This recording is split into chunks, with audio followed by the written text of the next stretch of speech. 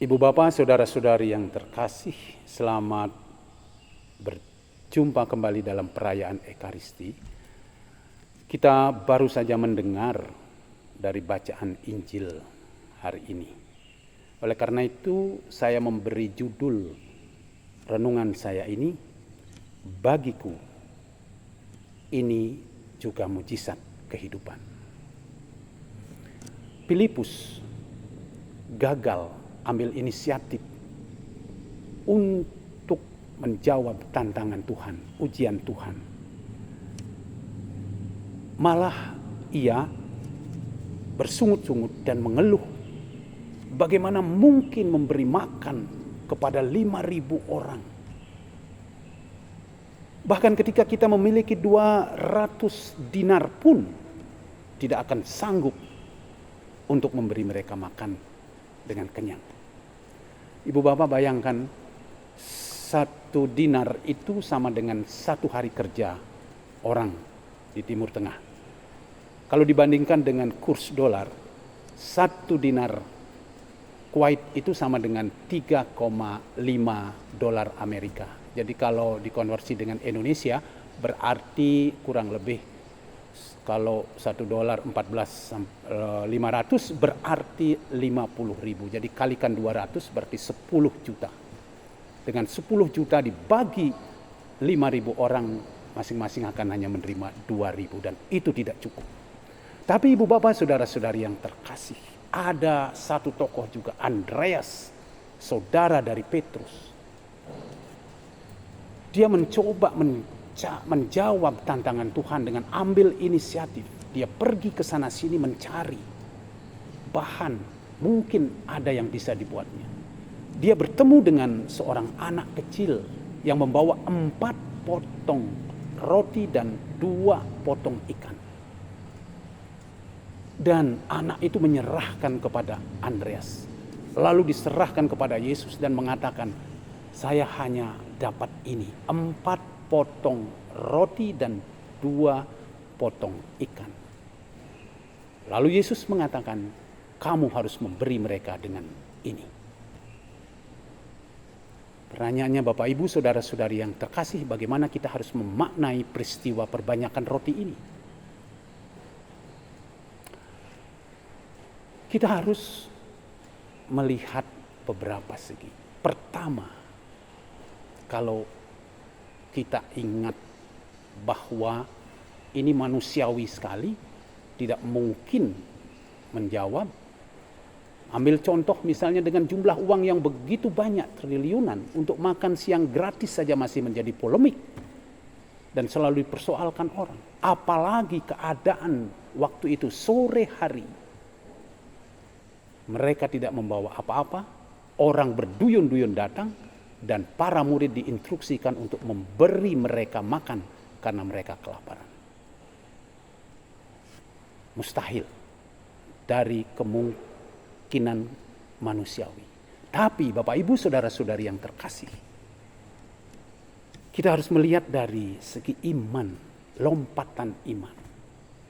Hanya kuasa Tuhan, kalau kita percaya, mampu melengkapi kebutuhan kita. Biarpun iman kita hanya sekecil biji sesawi.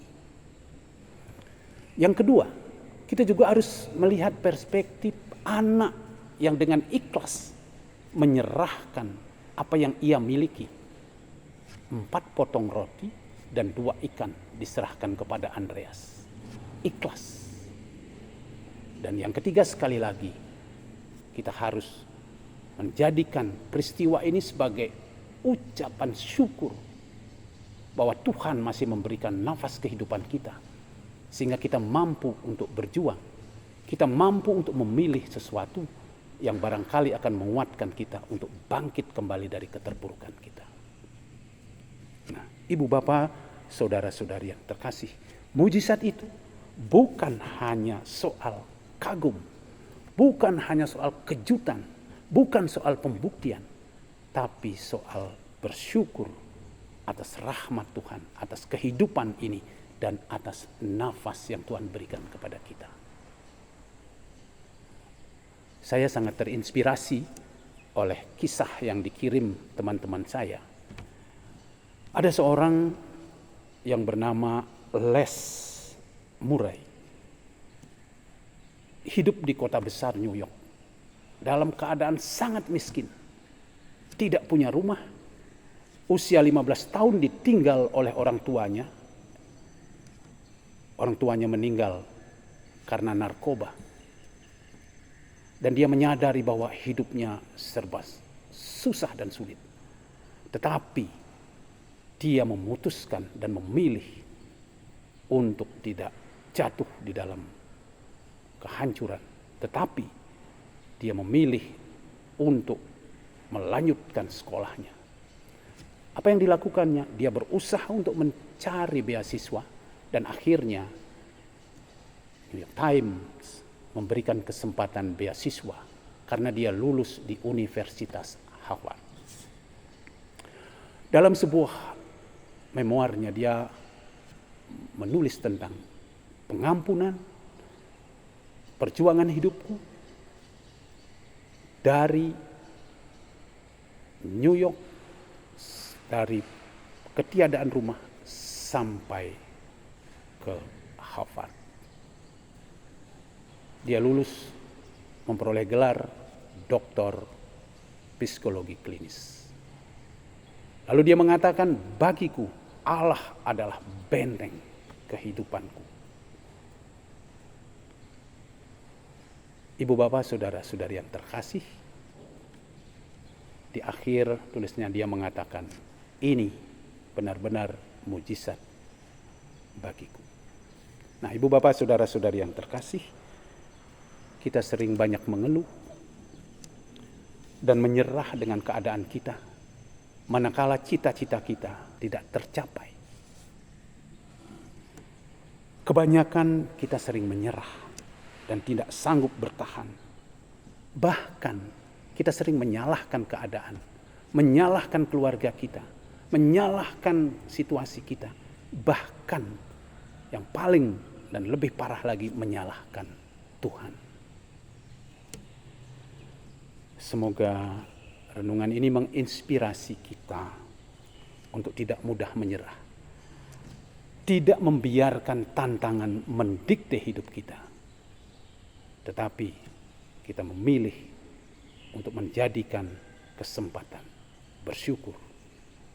Karena Tuhan telah memberikan nafas kehidupan bagi kita. Inilah mujizat bagiku. Tuhan memberkati.